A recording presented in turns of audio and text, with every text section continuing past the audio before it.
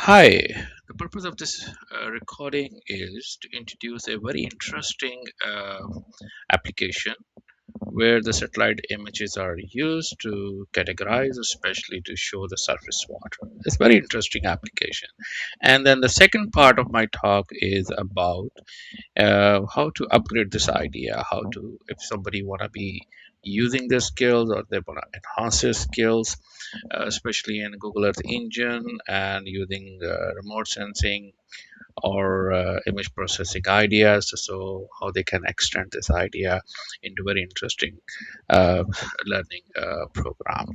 So this is a global surface water explorer, and you can see the lot of I mean manual is interesting thing. They have a idea about the explore this whole platform. They have wrote good articles about this methodology behind this one, and then they have data sources how they were using Google Earth Engine and other platforms to do it. Let's go and see what's this platform is offering you. So if you see, they have a interface at the global scale, and they're using Landsat data, and the time frame is 1984 to 2021. If you want to see that information, they have all those data background about the data sets they're using, and then the methodology, everything is published. So if you understand how the application is working, and then you will definitely try to be use your skills and ideas to bring something on the table, something more interesting. So if we go to one of the major river in a subcontinent, which is Indus, and you can see they have some different kind of shading. So these are the different pre-calculated like the water related indices, so or classifications.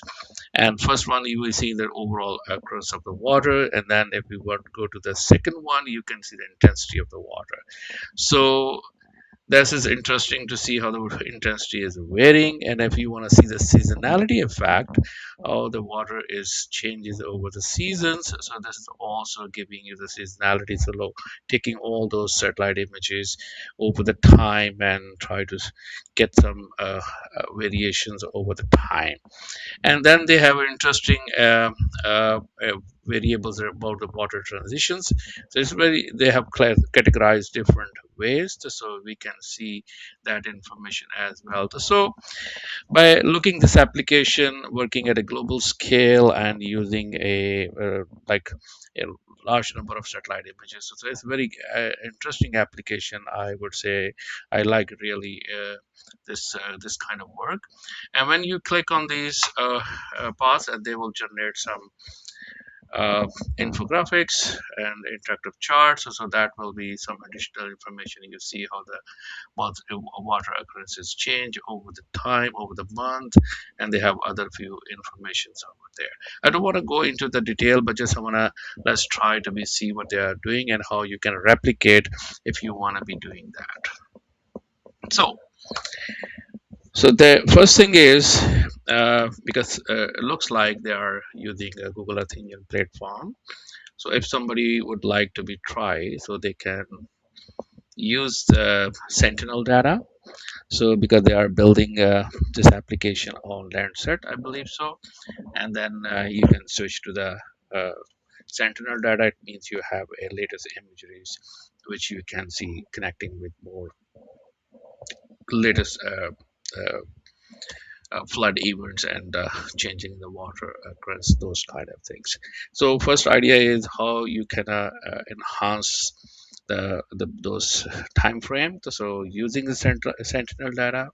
Second thing is you can try to use multiple what is called spatial resolutions. So you can merge different satellite data together to calculate uh, these kind of changes over the time. It's very interesting to see how the different resolutions like 10 meter, 5 meter, or 15, 20 meter pixel, how you want to use to determine the change over the time, and try to maximize your your water capture, especially the flood event. You need a more maximum images at a particular time frame, like post and pre and post scenario. So you need more satellite images, and if you're depending on one satellite data based on the revisit time, it's like 7 to 15 or 20 days. So usually very rare you will get some nice images which you can give you the extent of the water.